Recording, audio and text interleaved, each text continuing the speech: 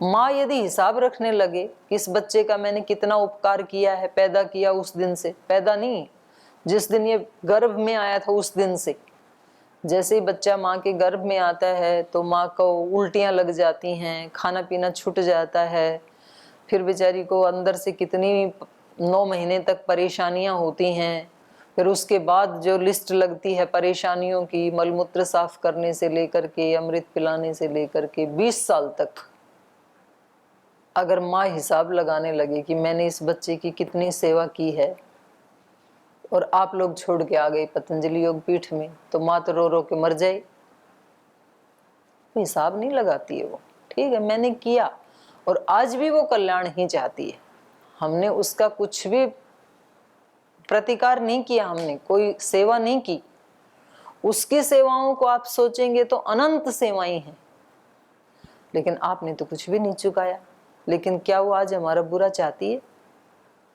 आज भी उसके मन में यही है कि चलो अब ये इस रास्ते पे चल पड़ा तो कम से कम इस रास्ते के ऊपर इसको खूब सफलताएं मिले। ये होती है साधना। साधना की निशानी है ये कि आदमी हिसाब नहीं लगाता है। कितनी बार आपने किसको क्षमा किया? आपने उसके लिए क्षमा नहीं किया ना। आपने 10 बार किया, 20 बार किया, 50 बार किया, अनंत बार करो। रोटी खाने का हिसाब लगाया आपने? आज तक कितनी रोटियां खा ली,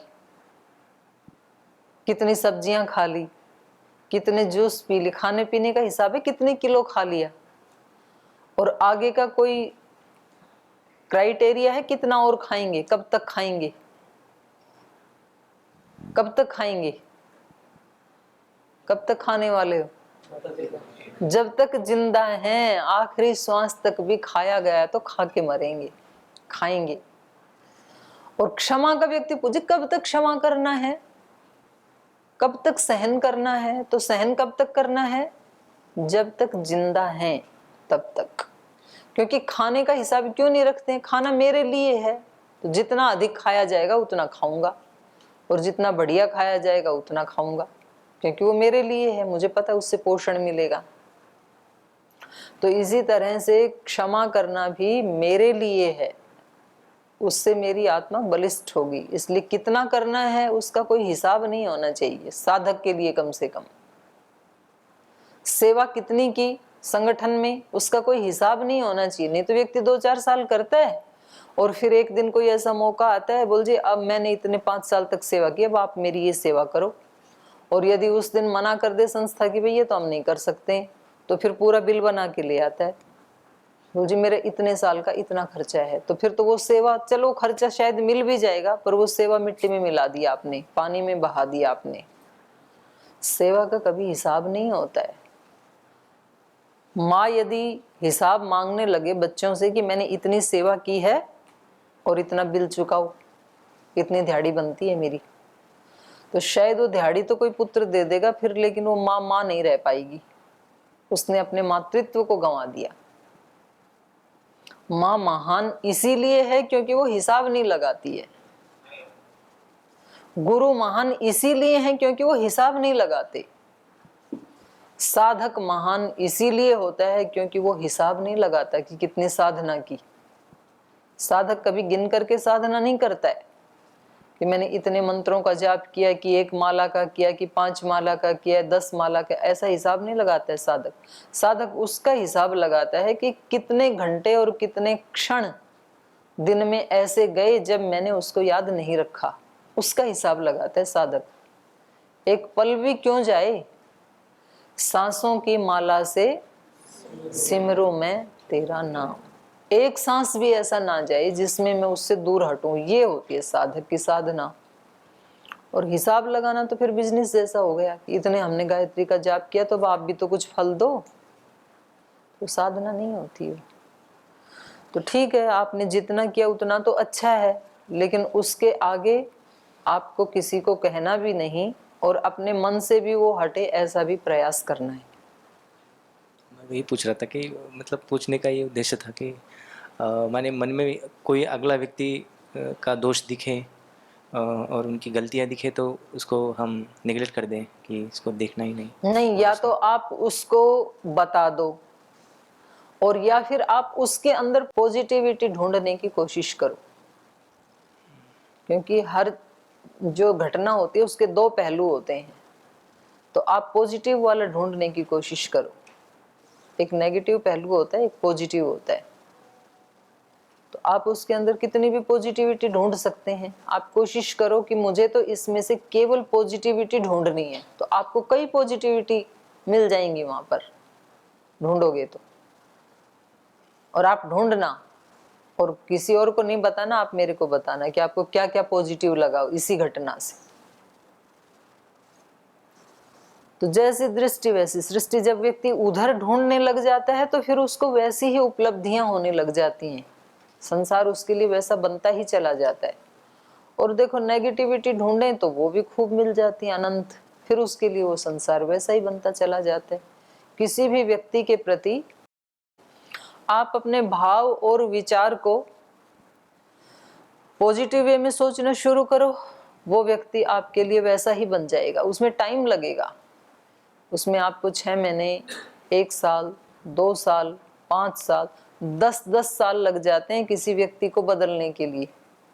मैंने अपने जीवन में देखी है ये बात, ऐसे मतलब मैं भाषण नहीं दे रही हूँ। ये जहां हमने सोचा कि भाई इनसे बदला नहीं लेना, इनको बदलना है, और उस व्यक्ति को बदलने में 10 साल लग गई।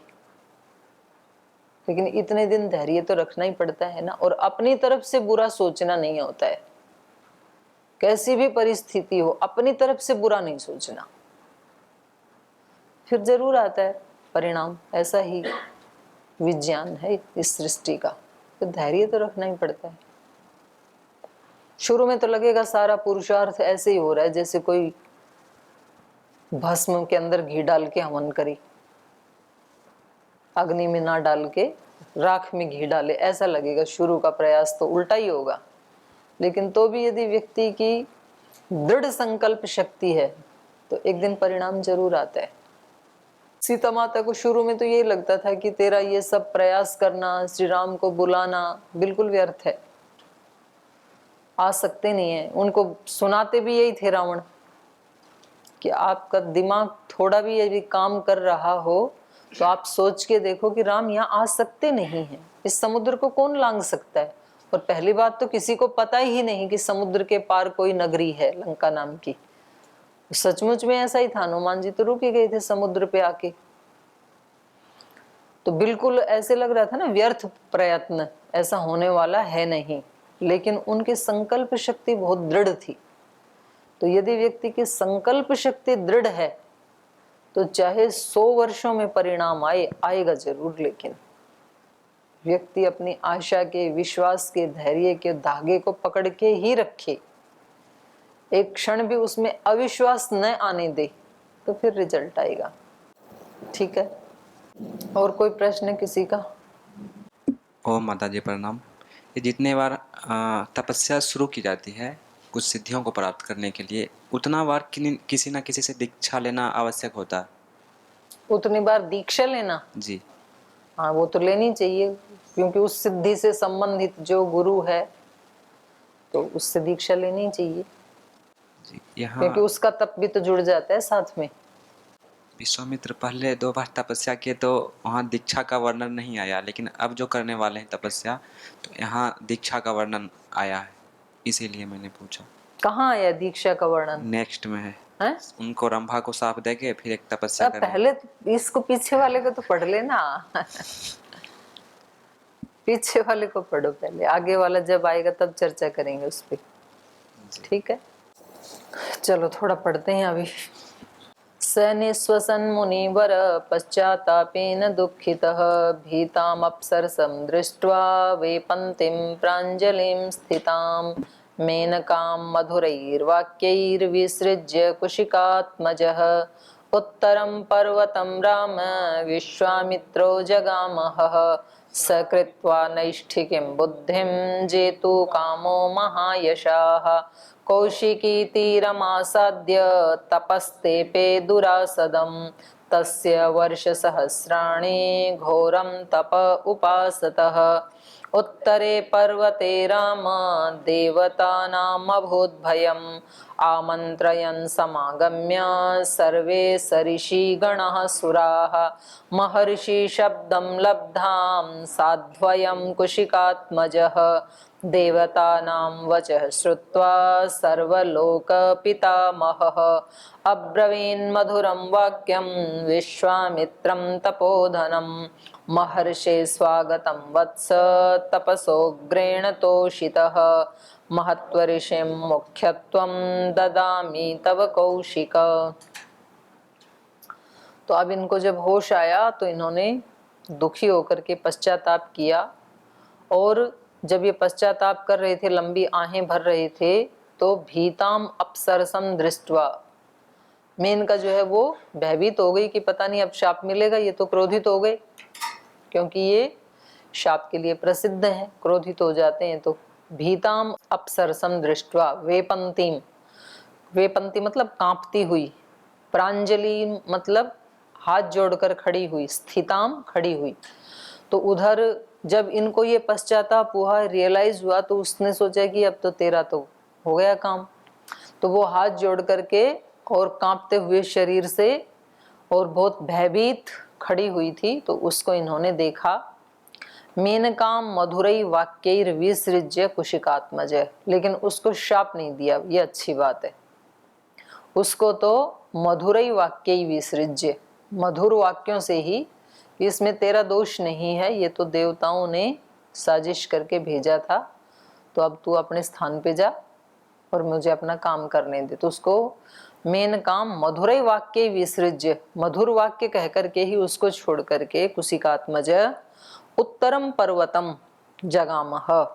हे राम, ये विश्वामित्र उत्तर पर्वत की तरफ, जिस पर्वत पे थे उससे ऊपर वाले की तरफ उत्तर पर्वत पर चले गए। उत्तर पर्वत का अर्थ हिंदी वालों ने हिमवान, हिमालय भी किया है, तो जो भी है ये वहां से चले गए। लेकिन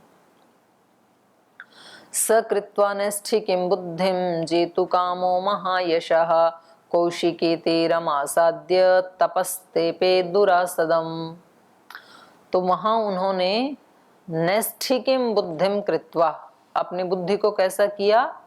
नैष्ठिकी, नैष्ठिकी मतलब निश्चयात्मक, कि अब इस साधना में इधर से उधर नहीं होना है। तो आपने शब्द सुना होगा ना, नैष्ठिक ब्रह्मचारी, नैष्ठिक सन्यासी। तो नैष्ठिक का मतलब क्या होता है? निष्ठा वाला, जिसने दृढ़ निश्चय कर लिया ब्रह्मचर्य का, उसको कहेंगे नैष्ठिक ब्रह्मचारी।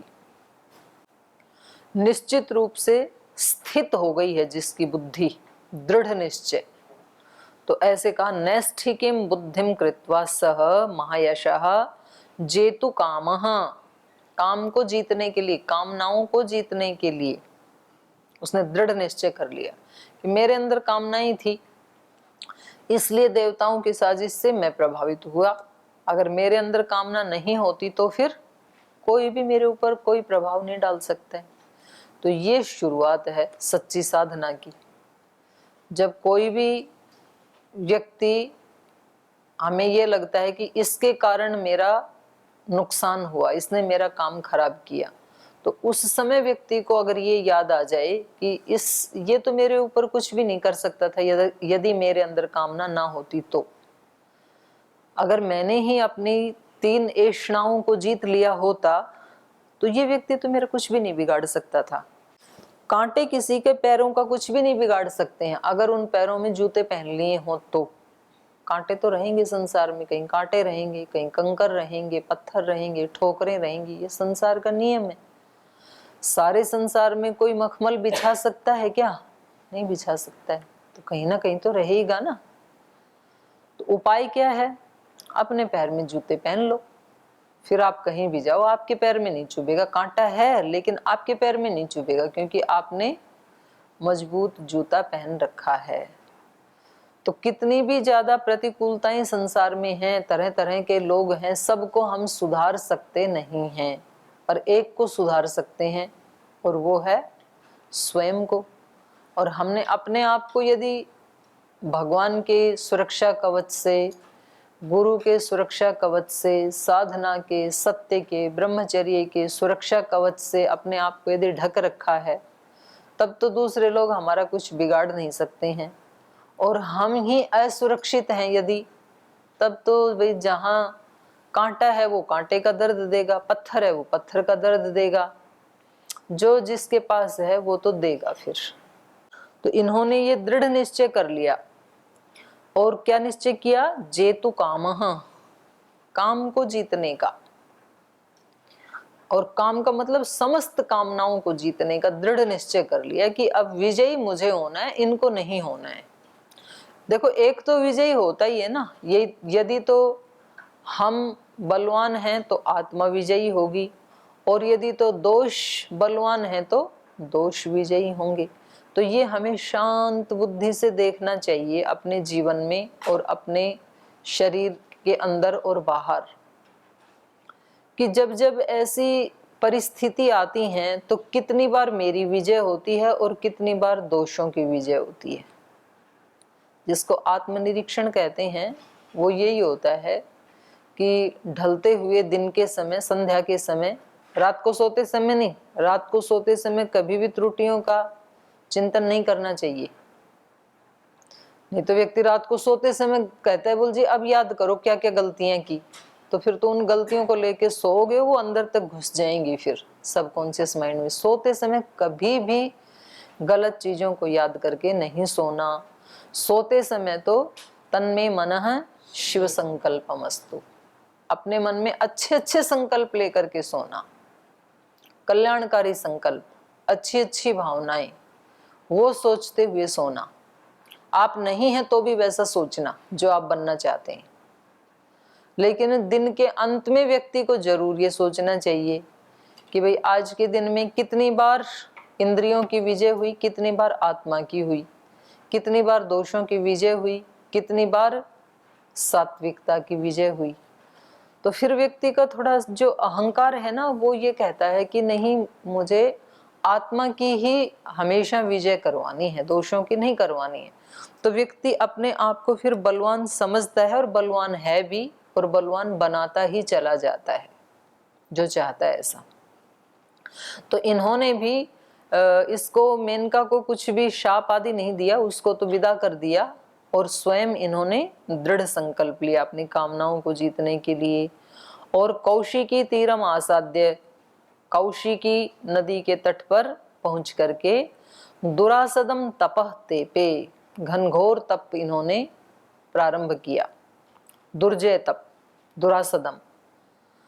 तस्य वर्ष सहस्राणि घोरम तप उपासतः, उत्तरे पर्वते राम देवतानाम अभूत भयम। तो वहां पर घोरम तपः उपासतः, उसके घोर तप करते हुए वर्ष सहस्राणि, हजारों वर्ष बीत गए। हजार का मतलब कई बार बताया है अनेक, बहुत सारे वर्ष ऐसे बीत गए उत्तर पर्वत पे, उत्तरे पर्वते राम है। और देवता नाम भयम अभूत, देवताओं को भय हो गया। जब भी कोई तपस्या करता है तो देवताओं को भय होता है, क्योंकि देवताओं ने भी तपस्या करके ही देवत्व को प्राप्त किया है। देवत्व को तो प्राप्त कर लिया, लेकिन कोई दूसरा देवता बनता है यदि, तो कहीं वो हमारे से आगे ना निकल जाए, क्योंकि देवताओं ने भी अज्ञान का नाश करके मोक्ष को तो प्राप्त नहीं किया, अभी पुरुषार्थ करके देवत्व को प्राप्त किया है, तो इसलिए उनको भय लगा रहता है। इसको आप ऐसे समझ सकते हैं कि किसी व्यक्ति ने, सांसारिक व्यक्ति ने बहुत तप करके, पुरुषार्थ करके, जैसे कोई बहुत निर्धन था, गरीब था, उपेक्षित था, पिछड़ा हुआ था, उसने बहुत तप पुरुषार्थ करके अपना एक आर्थिक दृष्टि से बहुत बड़ा साम्राज्य खड़ा किया है, और अब वो निश्चिंत है कि मैंने जीरो से यात्रा शुरू करके और अब यहाँ तक अपने आप को स्थापित कर लिया। लेकिन जैसे ही कोई दूसरा व्यक्ति भी बराबर में आके खड़ा करने लगता है तो उसको भय होने लगता है फिर, यदि कहीं ये आगे निकल गया तो। क्योंकि अगर तो उसने केवल इसी के लिए ही किया है तो जरूर निश्चित रूप से भय होगा, और अगर तो उसने साधना की दृष्टि से किया है तो फिर वो बोलेगा कि ऐसे हजारों भी खड़े हो तो क्या चिंता है, फिर तो अच्छा ही है ना हमारे लिए। भाई एक आदमी यदि अपने तप पुरुषार्थ से बड़ा बन सकता है, तो ऐसे हजारों यदि बने तो और भी अच्छा है, तब वो ऐसे सोचेगा। तो यहाँ पर देवता जो है वो भयभीत हो गए इनकी तपस्या से, क्योंकि ये घनघोर तपस्या कर रहे थे। आमंत्रयन् समागम्य सर्वे स ऋषिगणासुराः महर्षि शब्दम लब्धाम साध्वयं कुशिकात्मजः। तो सोचे भाई इनको कुछ ना कुछ उपाधि दे देनी चाहिए, नहीं तो ये ऐसे तप करते रहे तो फिर ये इंद्र के पद को प्राप्त कर लेंगे और देवत्व को प्राप्त कर लेंगे, तो फिर ये हमारे से आगे चले जाएंगे, तो हमें इनके अंडर में रहना पड़ेगा। तो इसलिए ये भी प्रकृति का एक नियम है। माँ भी जब बच्चा रोने लगता है तो पहले उसको झुंझुना उसके हाथ में देती है। अगर वो झुंझुने से ही रोना बंद कर देता है तो माँ अपना काम करती रहती है, उसको काम छोड़ के दूध नहीं पिलाती है। फिर वो कहती है मैं अपना पूरा काम समाप्त करके फिर पिलाऊंगी। अगर ये झुंझुने से चुप हो जाते तो बहुत अच्छी बात है, लेकिन बच्चा यदि उसको फेंक दे और रोता ही रहे तब तो माँ को दूध पिलाना ही पड़ेगा। तो ऐसे साधकों को भी ऐसी ऐसी चीजें बीच में मिलती रहेंगी, कोई पद मिलेगा, कोई प्रतिष्ठा मिलेगी, अनुकूलता मिलेगी, सुयश मिलेगा। अगर उसी में वो वहां अटक जाता है तो बहुत अच्छी बात है, फिर ठीक है वो वहीं रहे। और यदि वो वहां अटकता नहीं, उसको वो नहीं चाहिए, तो उससे आगे वाला जो उसको चाहिए वो फिर भगवान जी को देना ही पड़ेगा। तो इन्होंने ये सोचा कि भाई इसको पहले राज ऋषि की उपाधि दी थी, फिर ऋषि की दी, तो अब इसको महर्षि की उपाधि दे देते हैं, बहुत बड़ी उपाधि है। तो ये फिर साधना को खत्म कर देंगे, शांत हो जाएंगे। तो किसी व्यक्ति की साधना की परीक्षा लेनी है यदि, तो उसके सामने प्रकृति के प्रलोभन रख दो, पता लग जाएगा अपने आप ही। और प्रकृति रखती है किसी के सामने, जिसकी जो वीकनेस है उसके सामने वो प्रलोभन आएगा। किसी के अंदर यदि धन की ऐषणा है तो उसके जीवन में फिर खूब सारा धन आएगा, ऐसे प्रोजेक्ट आएंगे और वो वहां पर रुक जाएगा। और किसी के जीवन में यदि लोकेशना की वीकनेस है तो उसको पद, प्रतिष्ठा, सुयश ये सब मिलेगा, फिर वो वहां अटक जाएगा।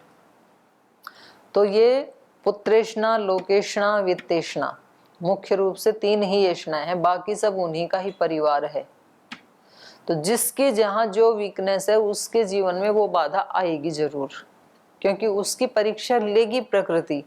वो उसको पार कर जाता है तो ठीक है, उसको आगे का मिलेगा। और यदि वो पास नहीं कर पाता है तो वो वहीं लगा रहेगा, फिर और साधना करो, उसको ये कहा जाएगा। कोई व्यक्ति यदि 11th 12th में जाना चाहता है तो उसको 10वीं कक्षा के लेवल की परीक्षा उसकी होगी। अगर वो उसको पास कर लेता है तो उसको 11th में भेजा जाएगा, और यदि उसको पास नहीं कर पाता है तो दोबारा पढ़ो 10वीं, फिर दोबारा भी पास नहीं होता तो तीसरी बार पढ़ो, तीसरी बार भी पास ना हो तो चौथी बार पढ़ो। जितनी बार पास ना हो उतनी बार उसको पढ़ना ही पड़ेगा। वो ऐसा ही नियम है, अध्यात्म में भी ऐसा ही नियम है।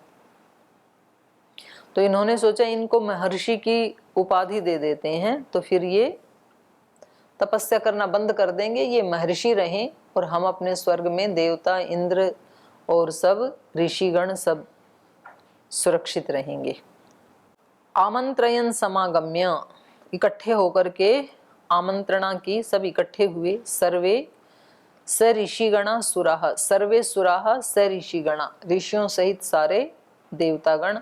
महर्षि शब्दम लब्धाम साधु अयम कुशिकात्मज, और उन्होंने कहा कि ये इनके लिए साधु होगा, ये इनके लिए उत्तम बात होगी कि इनको महर्षि की पदवी दे दी जाए। देवतानां वचः श्रुत्वा सर्वलोक पितामहः अब्रवीन् मधुरं वाक्यं विश्वामित्रं तपोधनं महर्षे स्वागतं वत्स तपसोग्रेण तोषितः महत्वं ऋषि मुख्यत्वं ददामि तव कौशिकः। तो देवताओं का ये प्रस्ताव सुनकर के जो सब लोगों के पितामह हैं ब्रह्मा जी, वो मधुरम वाक्यम विश्वामित्रम अब्रवीत, उन्होंने तपोधन विश्वामित्र को ये मधुर वाक्य कहे। महर्षि स्वागतम वत्सः, हे महर्षि पुत्र आपका स्वागत है। तपसा उग्रेण तोषितः, बड़े उग्र तप से आपने हमें संतुष्ट कर दिया है। तोषितः, संतुष्ट कर दिया है। महत्वम ऋषि मुख्यत्वम ददामि तव, हे कौशिक, मैं आपको सब ऋषियों में मुख्य या महत्व दे रहा हूं कि आप सबके अग्रणी रहेंगे, आप सब में श्रेष्ठ रहेंगे, ऐसा मैं आपको वरदान देता हूं। तो ये कह करके ब्रह्मा ने अपनी बात को पूरा किया। शेष कल पढ़ेंगे, आज यहीं विश्राम लेते हैं।